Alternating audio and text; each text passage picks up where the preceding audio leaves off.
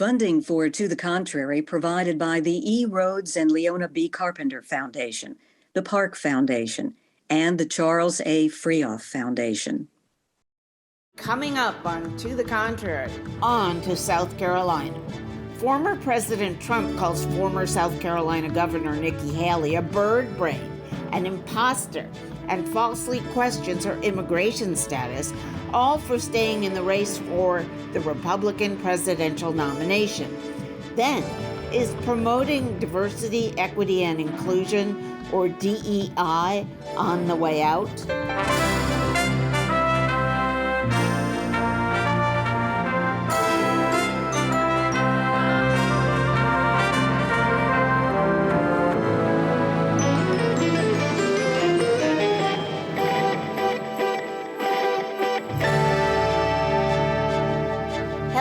Bonnie Urbay, welcome to the Contrary, a discussion of news and social trends from diverse perspectives. Up first, after a better showing than expected, but a loss in New Hampshire, GOP presidential candidate Nikki Haley said it's not over.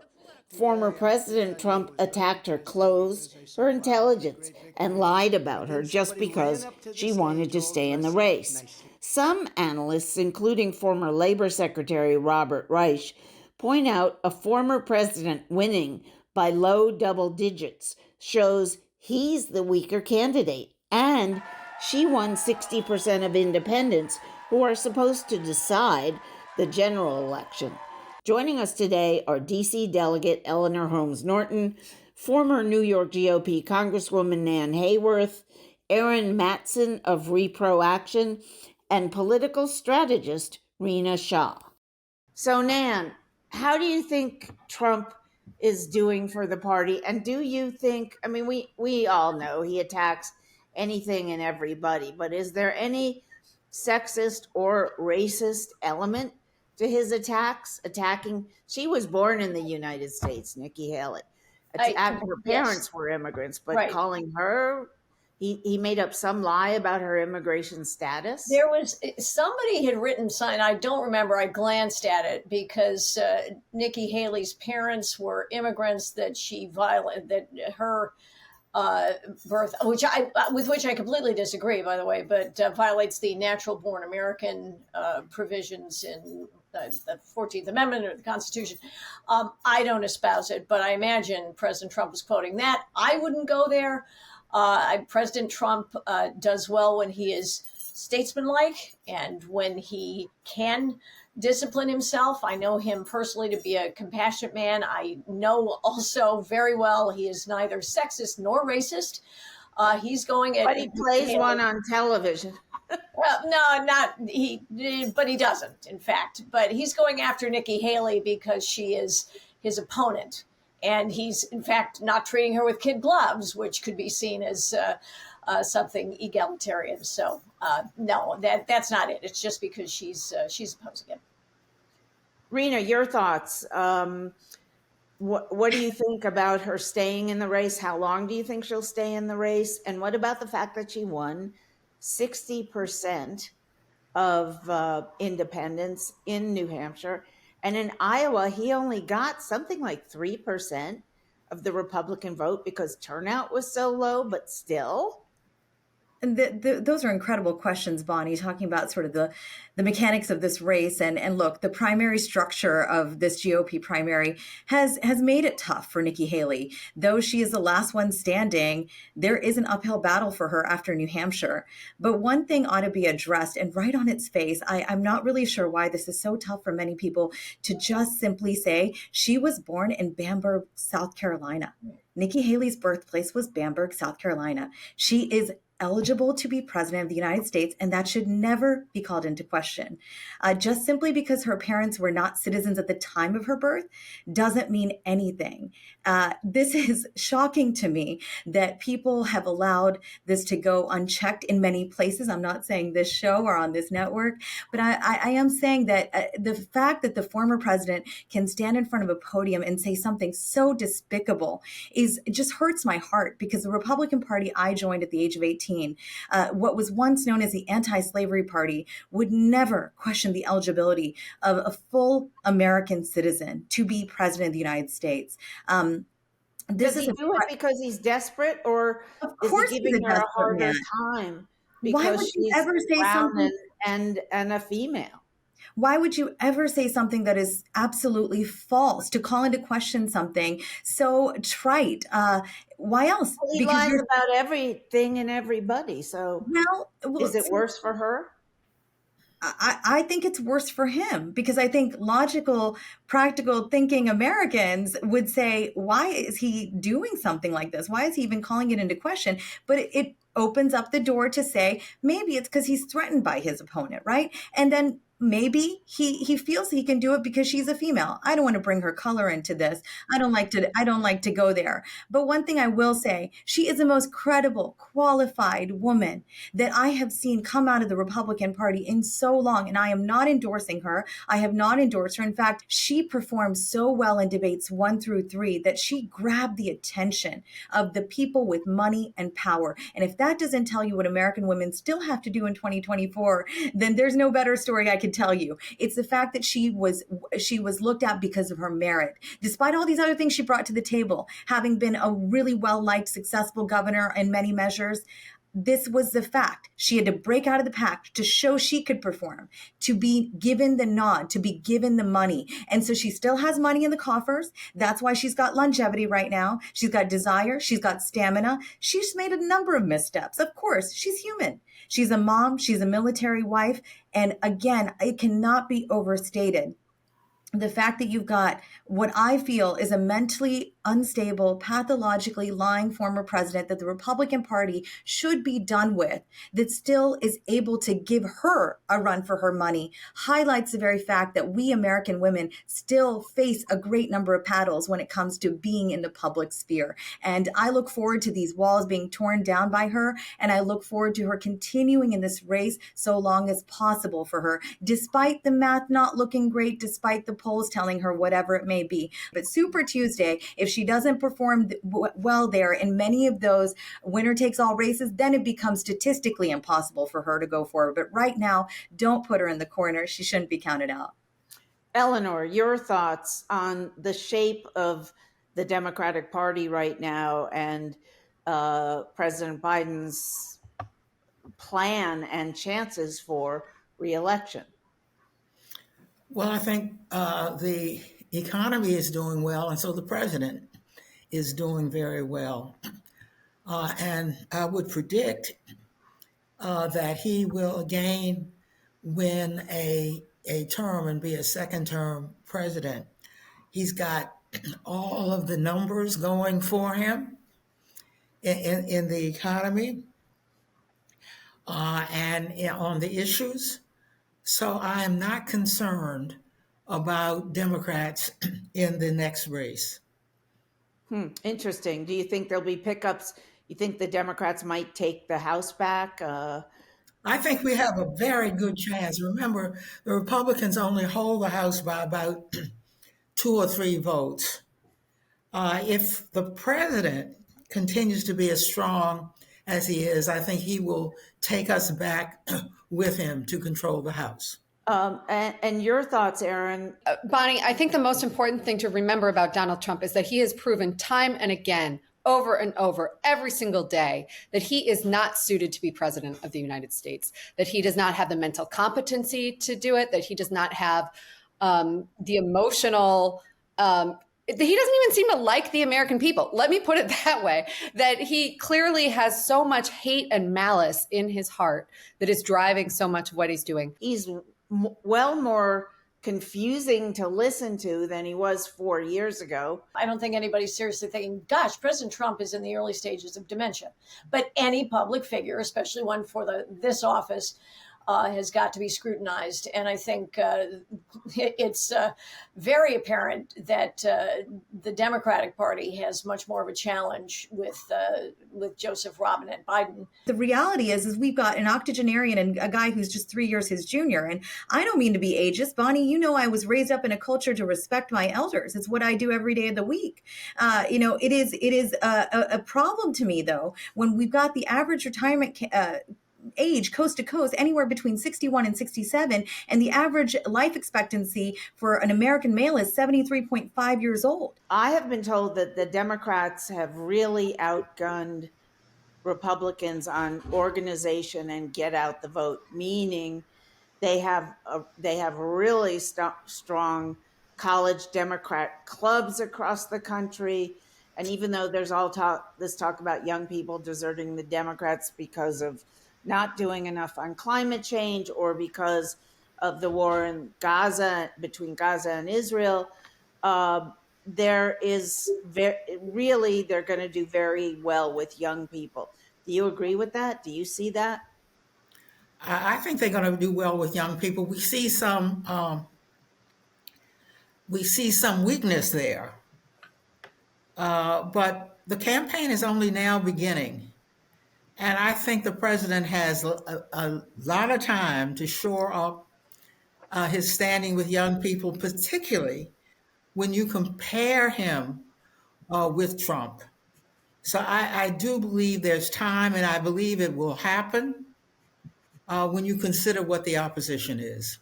And when you take into Rina's point about fear of Biden having memory issues, do you think that the public and public polls have shown that Americans do not want a rematch from two guys this old? They really don't. On the other hand, while Biden may have recall issues, serious recall issues, some would say, his administration has not been the flame-throwing, catastrophic, calling foreign leaders Rocket Man and creating all kinds of, turning our friends, our international allies against us, and on and on and on. It hasn't been the chaos that it was. Yet we're in two wars. We're in two wars. Well, that's true. But I mean, there hasn't been a change of policy on that. Decisions are made. And I'm sure right now the Biden folks and Anthony Blinken at State are really pushing Israel hard, even to the point of telling them we could cut them off financially, and we give them billions of dollars in aid every year. So do we to the Palestinians. And we facilitated billions of dollars of capital flows to the Iranian theocracy as well. I'm just saying that there's a steadiness to this administration, which is normal, which is how most administrations act. Whereas it felt like for 4 years when Trump was in power, whether you liked his policies or not, you felt like the country was in chaos. And of course, it ended with January 6th and the invasion of the Capitol building and destruction of American people's artworks and property and historic items in the Capitol. So you don't see that, and you're not going to see that under We saw riots in major cities throughout the country in the summer of 2020, primarily in Democratic jurisdictions. Yeah. You got me on that one, I must say. You didn't see what happened at the Portland Courthouse, which is a federal building. You didn't see the riots in front of the White House. Those were not Trump supporters doing that. Erin, your thoughts?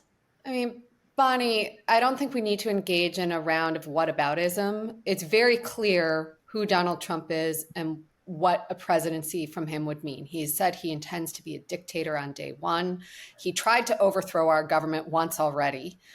He surrounds himself with people, well, he fires all of them constantly, and no one comes out looking good, even people who are considered to be a principal to play in his sandbox. We know that it would be an unmitigated disaster to have him anywhere near the levers of power again. So I think that's very clear. And yet we had peace and prosperity.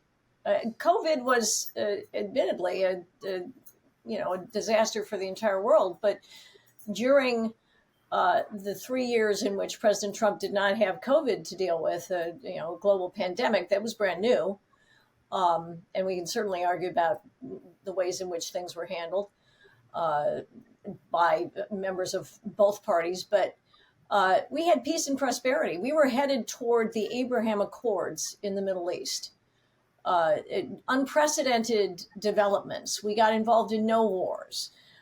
Every demographic in this country did better. We alienated the Chinese. We alienated the North Koreans. Not that we're friends with them anyway, but we certainly no more went than out of Biden our does. way to purposely annoy countries. We really didn't have to create problems with it all. But anyway, and yet we managed to collaborate with them. And President Trump was exactly right about a lot of the things that he was ridiculed for. all right, from presidential politics to diversity.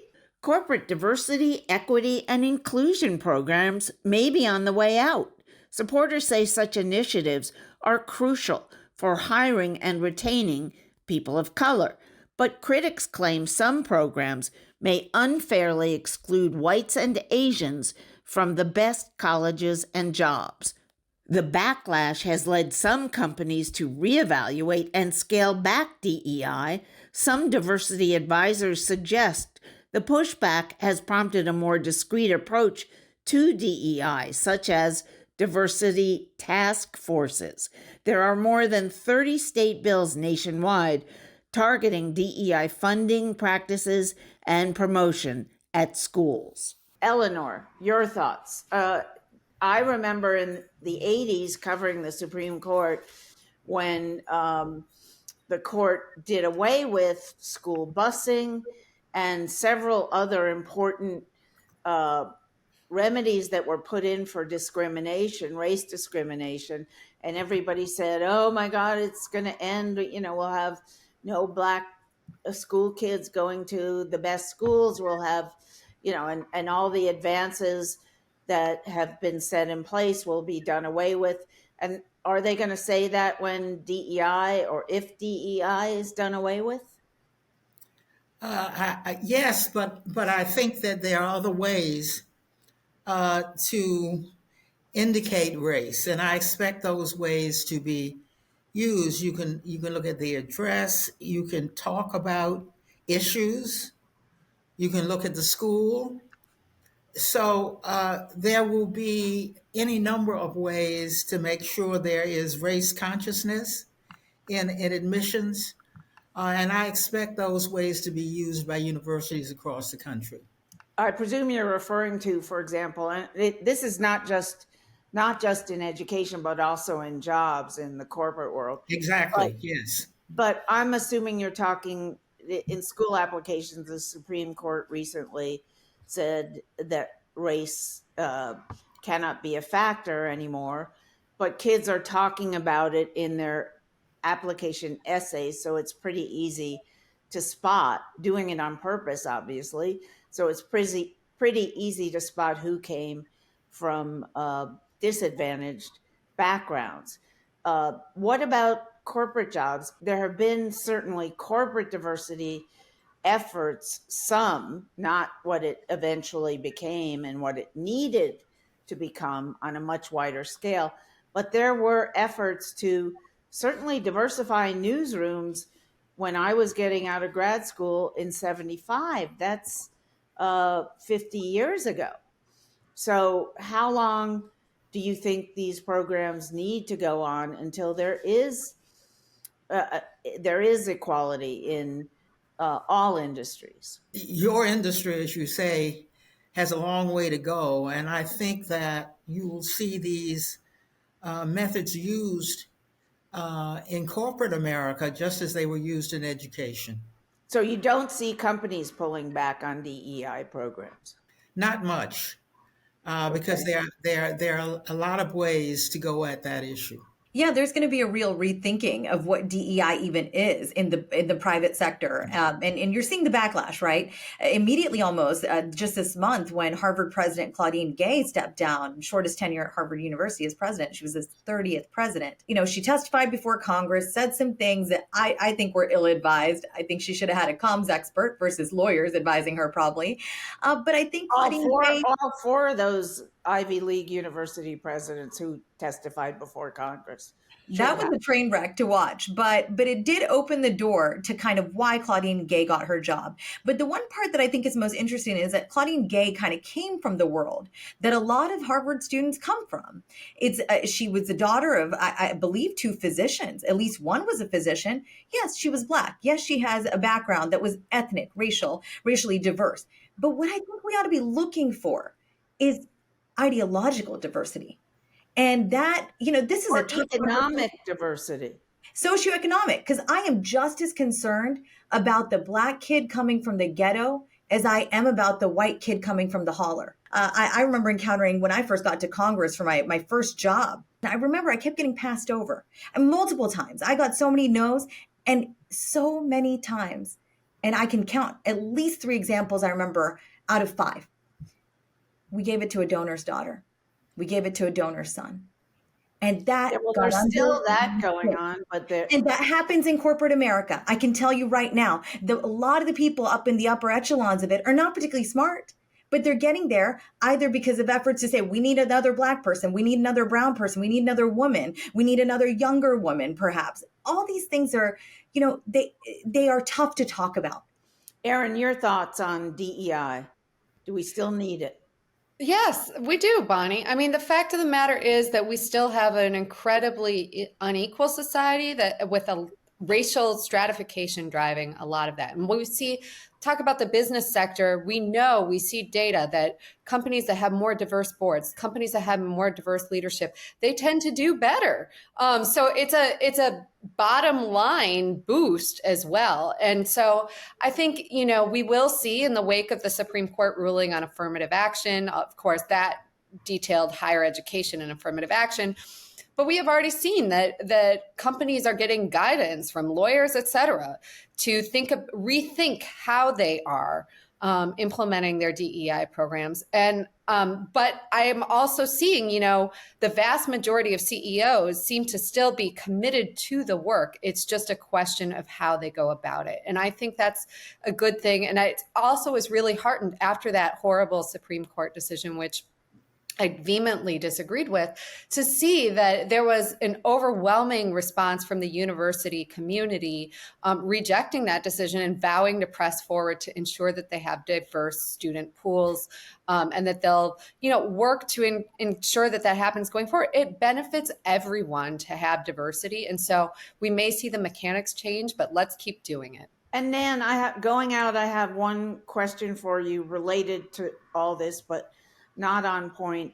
The so-called angry white men, mainly not college educated, mainly working class, who support Donald Trump, would they be there? Would they be so angry but for DEI and efforts that American leaders have made now for almost half a century to get women up the corporate ladder, up the educational ladder, and to get people of color there as well? I think there are a lot of angry Americans in general. Frankly, I meet more angry women than angry men, quite honestly. I think that's a facile and insulting characterization of white men in this country. I certainly didn't mean to insult anybody, but the fact is they are there, and it's very easy to look at a demographic that feels left out in some ways. I think that we have at this point an education government complex. Not everybody needs to go to 4-year college. And I think that the trades and vocations have been left out. And I think it's wonderful to have diversity. I'm the daughter of an immigrant. We need that, and it is a strength for us. We need simply to, at this point, enforce the concept of merit. And I think what was offensive about President Gay was that objectively, she did not merit the position that she was given. I think a lot of the I in DEI is ideology. And I think President Gay ideologically, to a point that Rina made, was a great fit with what the Harvard Corporation seemed to want. And she, go along with their ideological predilections. The public school model, and I'm a public school product prior to my obviously private higher education, but the public school model has been ruined in this country by, and I'm sorry to say it, but by unionization of a workforce that has become effectively the extortion division for the Democratic Party. That needs to change. We need to empower communities and parents. We need to bring back the classical liberal arts in the best possible sense. And it is being done at the grassroots around this country. Charter schools are succeeding where public schools have failed, and particularly in communities of greatest need socioeconomically and in terms of race and ethnicity. And that's all right. That's all that we're out of time at this point. Thank you all. Much appreciated. That's it for this edition. Keep the conversation going on our host of social media platforms. Reach out to us at To The Contrary and visit our website, the address on the bottom of the screen. And whether you agree or think to the contrary, see you next time.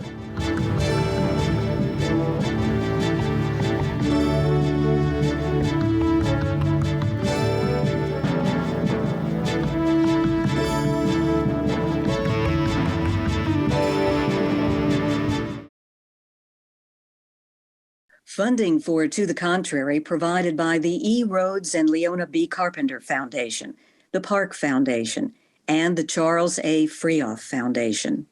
For a transcript or to see an online version of this episode of To the Contrary, please visit our PBS website at pbs.org/To the Contrary.